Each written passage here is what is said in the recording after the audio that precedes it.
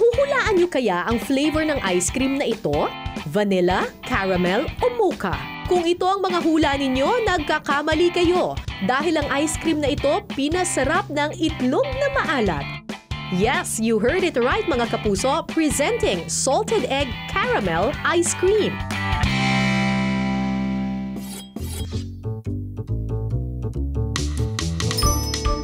Sa paggawa nito, ilalagay sa low heat pan ang asukal at hahaluin hanggang mag-caramelize.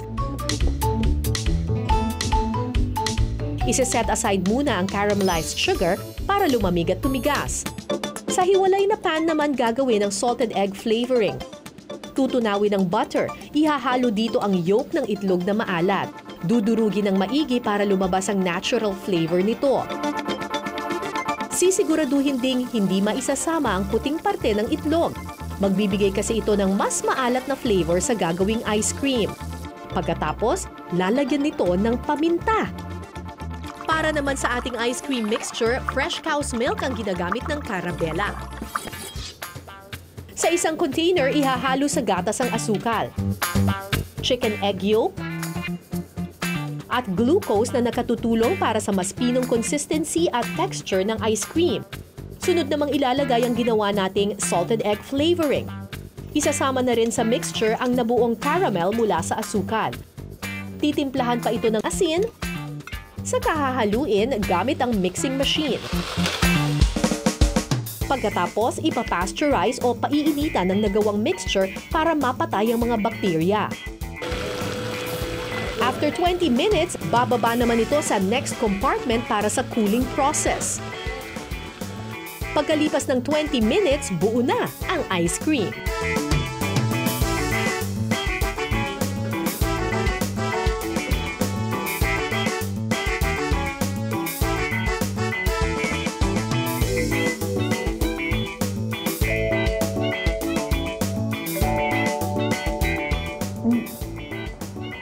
Lasang salted egg siya.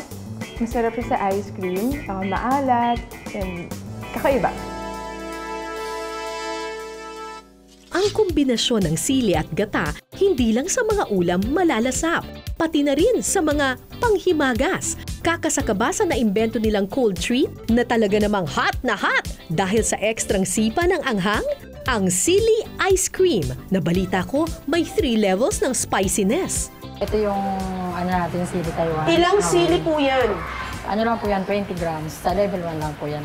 20 grams lang. Ilang piraso kaya to? Mga 5 pieces lang po. 5 piraso, 5 to 6 pieces lang to. So yung level 2, mas madami po sa mga 40 grams. 40 grams na. So yung pinakamataas ninyong level, ano yon? Level 3. Ilang po, sili? 150 yun, grams. 150 grams? 25 na piraso ng sili. 25 pieces of siling labuo. Paghahaluin sa bowl ang heavy cream, gata ng nyog at white sugar. Ihalo lang po natin siya. Ito, first level pa lang ito. Opo, So ito yung pinaka-mild pa daw. Opo, pero at this level, marami-rami na tayong siling nilalagay niya. Parang feeling ko, hindi yan anin lang. Busin na natin! Sige po. Pero yung level 1 po, pwede siya sa pangbata.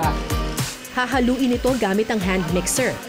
Lalagyan din ito ng red food coloring para mas maging appetizing. Dadagdagan ito ng glucose na magpapatamis at magpapalapot ng ice cream mixture. Mix po ulit natin siya. Lagay po tayo ng tubig. Tubig.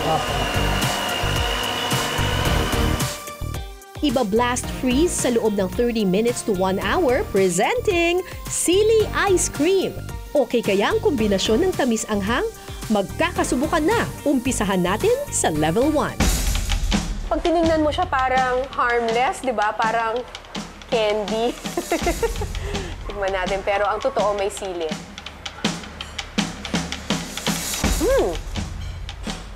Hindi mo naman masyadong malasahan yung sili. Parang nalalasahan mo parang strawberry ice cream. Ang kaibahan lang niya, pag nilunok mo na siya, meron lang siyang parang burning feeling on your throat. Tignan natin yung second level nila, medyo mas darker pink ito, ha? At dalawa na yung sili.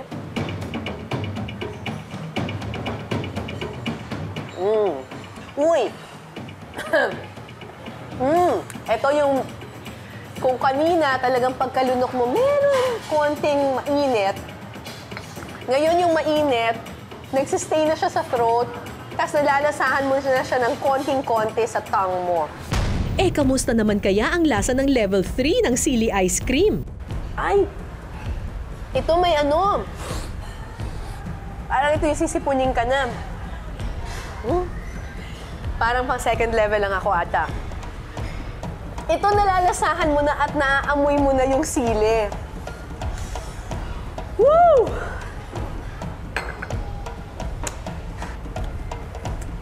Maanghang to. Ito yung burning na siya sa dila. Pambata na lang ako. Maraming bata ayaw kumain ng gulay. Pero sa susunod nating panghimagas, siguradong mapaparami ang kain nila ng gulay dahil ang malunggay ihinalo sa dessert na cool, sweet, and creamy, ang malunggay ice cream. Sa paggawa nito, una munang pagsasamahin ng kakanggata at sariwang malunggay leaves sa isang blender. So, depende po sa lasa po ng ating ice cream, depende sa dami ng malunggay. Blender lang po natin. Ilagay po natin naman yung ating malunggay powder para po mas masarap. Yung kulay po. Pagkatapos, ililipat ang mixture sa isang bowl na ipinatong sa yelo. Dadagdagan ito ng condensed milk at cream. Hanggang mag-foamy po ito, lalabas po yung pinaka-cream base po ng ice cream natin. Hahaluin ito ng 5 to 10 minutes hanggang sa lumapot.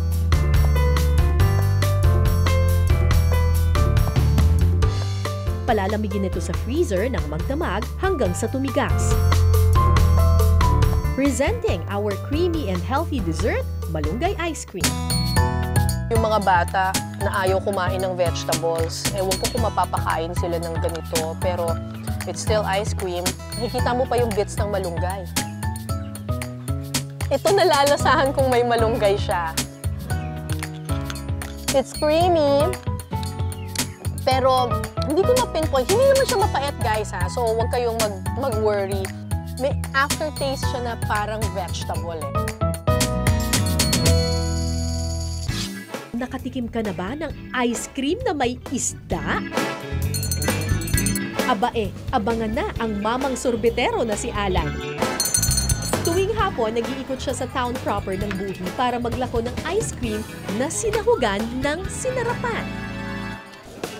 Hi, Kuya! Ice cream! Anong flavors po meron? Strawberry chili sinarapan po. Strawberry chili sinarapan. Parang may nakikita akong mga pula-pula. Sili ba yan? Ma'am, strawberry Sinarapan. po. Strawberry. Dahil nasa Buhi tayo, kailangan may sinarapan. Ang mga sangkap at paggawa ng strawberry chili sinarapan ice cream hindi nalalayo sa tipikal na sorbetes. Ang ingredients po natin ay kasaba. Ibubuhos po natin yung kumukulong tubig.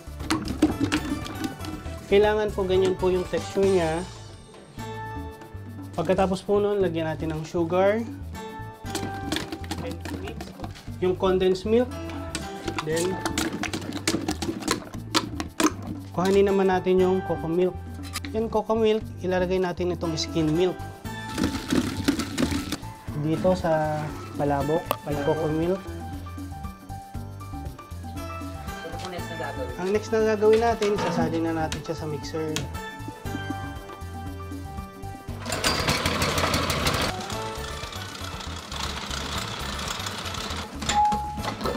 Pinakapatigasan. Habang pinatitigas ang ice cream, nagpiprito ng sinarapan si Alan.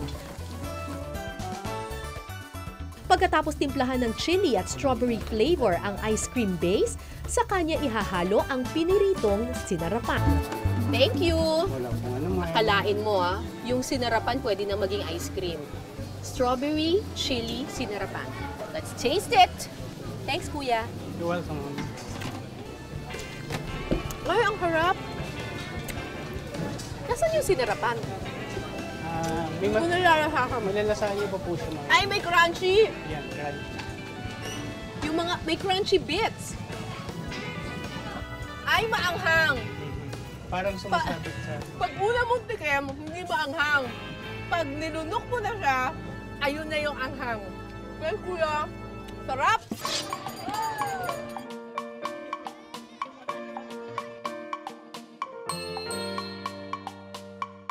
Malasa po yung ice cream, tapos parang may parang dilis po yung yung